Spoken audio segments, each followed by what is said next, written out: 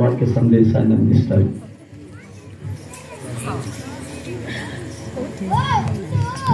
చిన్న ప్రార్థన చేస్తున్నాము. ప్రేమ కలిగినటువంటి మా తండ్రి, గడిచిన కాలం అంతా మీ యొక్క సంరక్షణలో ఉంచుతూ ప్రయాణం అంతట్లో మీ యొక్క కాపుదలను మాకు అనుగ్రహించుతాను. క్షేమంగా మీ ప్రాంతాన్ని నడిపించి మీ పిల్లల మధ్యలో నిలబెట్టుకుని తండ్రి, ఈ యొక్క నిశ్చితార్థము సందర్భంగా తండ్రి సంఘముగా మేము కూడుకుని ఉండగా తండ్రి మీ యొక్క తోడును మీ కాపుదలు మాకు అందించండి. ఇప్పటి వరకు పాటల ద్వారా మిమ్మల్ని ఆరాధించడం మీరు అవకాశం కల్పించారు తండ్రి.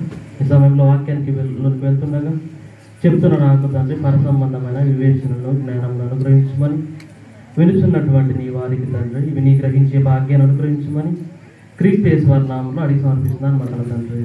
ఆమేన్.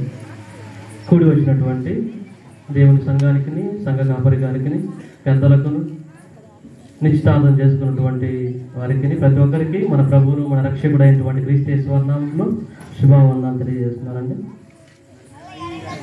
పరిశుద్ధ గ్రంథంలో నుండి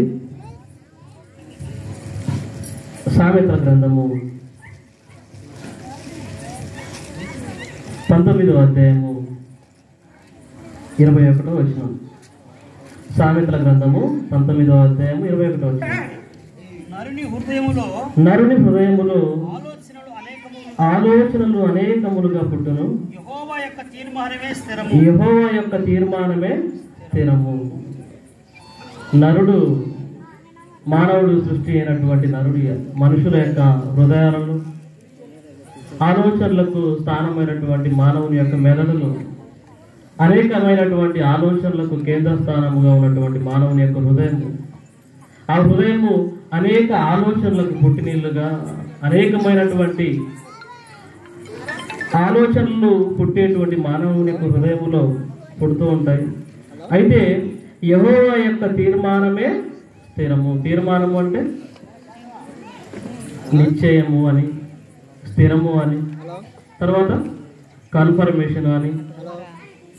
ఇవి తీర్మానము అంటే ఒక విషయాన్ని గురించి ఇదిగో తీర్మానించి దాన్ని స్థిరపరచడము. ఇదిగో ఈరోజు ఎంగేజ్మెంట్ అనగానే ఇదిగో పెళ్లికి ముందు ఇదిగో జరగబోయేటువంటి ఒక నిశ్చితార్థము, నిశ్చయము అంటే ఇదిగో పెళ్లికి ఒక ముందే చేసుకున్నటువంటి ఒక అగ్రిమెంట్ లాగా ఎంగేజ్మెంట్ అంటే ముందుగానే ఫిక్స్ చేయడము. అదేవిధంగా మానవుని యొక్క హృదయములో ఆలోచనలు అనేకములుగా పుడతాయి. ఏ విషయాల్లో పుడతాయి? ఇదిగో నరుడు జీవించేటువంటి ప్రతి విషయంలో, అది ఉద్యోగ విషయంలో కావచ్చు, ఇంకా ఏవో విషయాల్లో కావచ్చు, వివాహ విషయాల్లో కావచ్చు, ఎన్నో రకాలైనటువంటి ఆలోచనలు ఇదిగో మానవుని మధ్యలో కదులుతూ ఉంటాయి. వివాహాల గురించి కూడా, ఇదిగో దేవుని నమ్మినటువంటి వారి గురించి, దేవుని మీద ఆధారపడుతున్నటువంటి వారి గురించి, ఇదిగో సంఘములో సభ్యులుగా ఉన్నటువంటి వారి గురించి మాట్లాడుతున్నాను. ఇదిగో లోకంలో ఉన్నటువంటి వారి హృదయాల్లో అనేకమైనటువంటి ఆలోచనలు ఉంటాయి. కానీ కొన్నిసార్లు దేవుని యొక్క ఆలోచనలు వారి విషయాల్లో స్థిరం కాకపోవచ్చు. ఎవరి గురించి? సంఘానికి వెలుపలగా ఉన్నటువంటి వారి విషయంలో, దేవుని సంఘములో సభ్యులుగా ఉన్నటువంటి వారి విషయంలో ఇదిగో వారి హృదయంలో కూడా అనేకమైనటువంటి ఆలోచనలు పుడతాయి. కానీ కొన్నిసార్లు వారి ఆలోచనలే నెగ్గవచ్చు, వారి ఆలోచనలే స్థిరం కావచ్చు. కానీ ఇక్కడ మాట్లాడుతున్నది ఎవరి గురించి? ఇదిగో దేవుని సంఘములో సభ్యులుగా ఉన్నటువంటి వారి గురించి, క్రైస్తవులైనటువంటి వారి విషయంలో ఎన్నో రకాలైనటువంటి ఆలోచనలు క్రైస్తవులుగా ఉన్నటువంటి మనము, సంఘముగా ఉన్నటువంటి మనము ఇదిగో వివాహము గురించి కావచ్చు, మిగతా వాటి గురించి కావచ్చు, ఎన్నో రకాలైనటువంటి ఆలోచనలు మన హృదయంలో మెదలుతుండొచ్చు, ఎన్నో కోరికలు మనలో ఉండొచ్చు, ఎన్నో ప్రయత్నాలు మనం చేయొచ్చు వివాహాల గురించి. కానీ ఎవరు ఏర్పాటు చేస్తారు? వివాహము యెహోవా యొక్క తీర్మానమే స్థిరము. మన జీవితంలో, భక్తి జీవితంలో ఉంటున్నప్పటికీ కూడా ఎన్నోసార్లు వివాహాల గురించి ఎన్నో ప్రయత్నాలు చేస్తుంటాం. అవి మన సొంత ఆలోచనలు కావచ్చు, అవి దేవునికి ఇష్టమైనవి కావచ్చు, దేవుని ఆలోచన సభలో లేనివిగా ఉండొచ్చు. కానీ ఏవి దేవుడు తన పిల్లల విషయంలో, తనను నమ్మినటువంటి వారి విషయంలో ఏ కార్యాన్ని ఎవరికి జరిగించాలో వాటినే జరిగిస్తాడు. ఎందుకంటే ఈ వివాహ వ్యవస్థను ఏర్పాటు చేసింది ఎవరు? దేవుడు ఏర్పాటు చేశాడు. ఇదిగో మానవులు ఏర్పాటు చేసింది కాదు. సాక్షాత్తు దేవుడే నరుడు ఒంటరిగా ఉండటం మంచిది కాదని, ఒంటరిగా ఉన్నటువంటి నరుడికి ఇదిగో దేవుని పనిలో ఉండాలని, ఇదిగో పేర్లు పెట్టేటువంటి పని. దేవుడు కలిగించినటువంటి 6 దినాల సృష్టిలో అనేకమైనటువంటి జీవరాశులు ఉంటూ ఉండగా వాటికి పేర్లు పెట్టే పనిలోనికి ఇదిగో ఆదాము గారిని ఆ పనిలోనికి తీసుకొని రావాలని, ఇదిగో ఆ పనిలో ఉండటకు సాటి అయినటువంటి సహకారం కావాలి. ఆ సాటి అయినటువంటి సహకారమే ఇదిగో ఆదాము యొక్క ఆదాము గర్భములో నుంచి, ఆదాములో నుండి తీసినటువంటి ఎముక ఇదిగో స్త్రీగా నిర్మించి ఇచ్చాడు. ఎందుకు ఇచ్చాడు? సాటి అయిన సహకారము. దేనికి సాటి అయిన సహకారము? ఇదిగో దేవుని పనిలో సాటి అయిన సహకారిగా ఉండాలి అంటే ఇదిగో తోడుగా ఉండాలి. దేనిలో? దేవుని పనిలో. దేవుని పనిలో ఇదిగో భర్తకు తోడుగా ఉండడానికి దేవుడు ఇదిగో వివాహ వ్యవస్థను ఏర్పాటు చేశాడు. అలా ఏర్పాటు చేసినటువంటి వారిలో బైబిల్లో గొప్ప దంపతులుగా పేరు పొందిన వారు ఒక అబ్రహాం, ఇస్సాకు గారు. కొత్త నిబంధనలోకి వచ్చరికి ఒక ఎలిజబెత్, జకరియా గారు, ఇంకా చాలా మంది దంపతులు ఉన్నారు. వారందరూ కూడా ఎవరికి అనుకూలంగా బ్రతికారు? ఇదిగో దేవుని పనిలో ఉన్నటువంటి భర్తలకి ఇదిగో నిజమైనటువంటి సహకారిగా, నిజమైనటువంటి భార్యలుగా, గుణవతి అయిన భార్యలుగా ఇదిగో జీవించిన వారు చాలా మంది ఉన్నారు. కాబట్టి వివాహ విషయంలో ఎవరి తీర్మానము స్థిరము కావాలి? దేవుని యొక్క తీర్మానమే. ఎందుకంటే అబ్రహాము గారికి ఒకే ఒక కుమారుడు ఉన్నాడు, వాగ్దానమైన పుత్రుడు. ఎవరైనా? ఇస్సాకు గారు. ఆయన వివాహము ఎలా జరిగింది? స్వంత ఆలోచనలు కానీ, స్వంత ప్రయత్నాలు కానీ ఏమైనా ఉన్నాయా? లేవు. చూడండి, ఆదికాండం గ్రంథం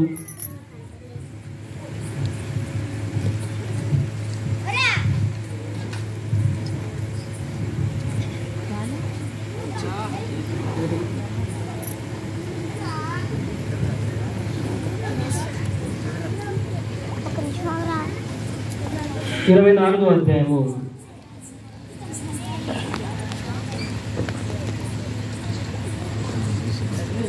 12వ వచనం. ఆదికాండం గ్రంథము 24వ అధ్యాయం 12వ వచనం.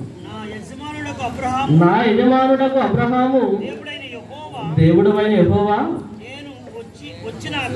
నేను వచ్చిన కార్యమును త్వరలో సఫలము చేసి నా యజమానుడకు అబ్రహాము మీద అనుగ్రహము చూపుము. ఏం చేస్తున్నాడు? ఇదిగో వివాహ ప్రయత్నాలు జరుగుతున్నాయి. వివాహము తన కుమారుడైనటువంటి ఏకైక కుమారుడైనటువంటి వాగ్దాన పుత్రుడైనటువంటి ఇస్సాకు గారికి వివాహాన్ని జరిగించాలి. ఒక సాటి అయినటువంటి సహకారాన్ని ఇవ్వాలి. అలా ఇవ్వాలనుకున్నప్పుడు అబ్రహాం గారు చేసిన పని ఏంటి? ముందుగా ఎవరిని ఆశ్రయించాడు? అబ్రహాం గారు దేవుణ్ణి ఆశ్రయించాడు. ముందుగా వివాహానికి ముందు తన కుమారునికి స్త్రీ కావాలని అన్నప్పుడు ఈ యొక్క అబ్రహాం గారు చేసిన పని ఏంటి? ముందుగా చేసినటువంటి పని ప్రార్థనతో ప్రారంభించాడు.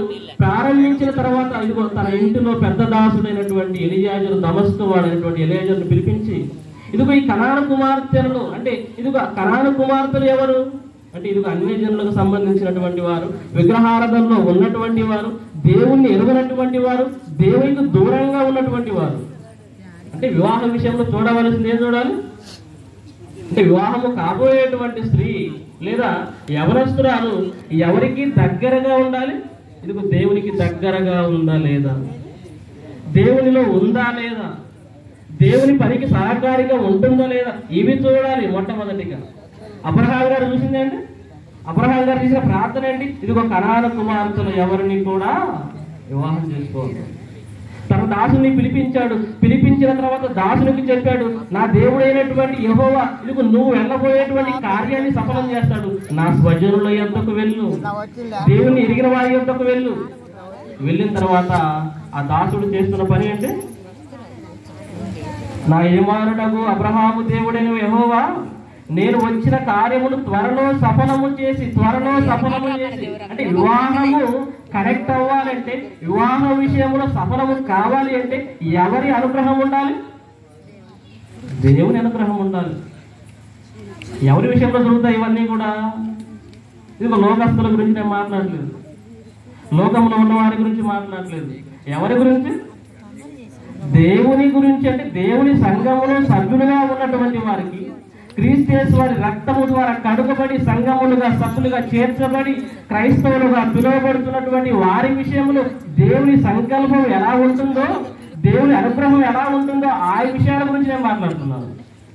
అంటే వివాహము దేవునిలో ఉన్నటువంటి వారికి అది సెట్ అవ్వాలి అంటే, అది కుదరాలి అంటే ఎవరి అనుగ్రహం ఉండాలి? దేవుని అనుగ్రహం ఉండాలి. దేవుని అనుగ్రహం ఉండాలి. అలా దేవుని అనుగ్రహం ఉన్నటువంటి వివాహాలు రాబోయేటువంటి రోజుల్లో ఘనకరమైనవిగా జరుగుతాయి. ఎలా ఉంది? దేవుడు సెట్ చేసినటువంటి వివాహం, మానవుల ప్రమేయం లేనటువంటి వివాహము. ఇదిగో ఇస్సాకు, ఎవరు? రిబ్కా గారి వివాహము. వారి వివాహాన్ని దేవుడు సెట్ చేశాడు, దేవుడు అనుగ్రహం చూపాడు. తర్వాత ఎటువంటి బ్రతుకు? ఒక ఆశీర్వాదకరమైనటువంటి బ్రతుకు. వేవేల కుమారులకు, వేవేల జనాంగాలకు తల్లిగా పిలువబడినటువంటి రిబ్కా గారి జీవితము. ఇదిగో యాకోబు గారి గర్భాన వచ్చినటువంటి ఇశ్రాయేలీలు, ఆ ఇశ్రాయేలుల సంతానంలో వచ్చినటువంటి ఆయన యేసుక్రీస్తు వారు, యూదా గోత్రం నుంచి వచ్చినటువంటి ఆయన. ఎంత ఆశీర్వాదకరంగా మారిపోయింది ఎవరి అనుగ్రహం ఉంటే. ఈనాడు మనం జరిగిస్తున్నటువంటి వివాహాలను ఇదిగో ప్రార్థనతో మొదలయ్యి దేవుని అనుగ్రహంతో కూడుకున్నవిగా కనుక ఉంటే, దేవుని ఆలోచనతో కనుక కూడుకున్నవిగా ఉంటే, ఆయన అనుగ్రహం వివాహాల పైన ఉంటే, ఇదిగో ఇస్సాకు రకాల వివాహ జీవితం, ఇదిగో సార్వత్రిక దేవుని సంఘానికి, ప్రపంచానికి ఎంత ఆశీర్వాదకరంగా మారిపోయిందంటే, సాక్షాత్తు మన రక్షకుడైన క్రీస్తు వారు వారి గర్భాన వచ్చాడు, వారి సంతానంలో వచ్చాడు. అంత ఆశీర్వాదకరంగా మారిపోయింది. కాబట్టి ఈనాడు నిశ్చితార్థం జరుపుకున్నటువంటి ప్రవీణ్ బాప్తిసం తీసుకున్నాడు. అదేవిధంగా సహోదరి కూడా బాప్తిసం కూడా తీసుకుంటే మంచిది, తీసుకుంటే మంచిది. వారెవరూ కూడా దేవుని పనిలో చక్కగా ఉండాలని, రాబోయే రోజుల్లో దేవుని కొరకు బ్రతకాలని కోరుకుంటూ ఈ యొక్క మాటను ముగిస్తున్నాను. Thank you. చాలా సంతోషం.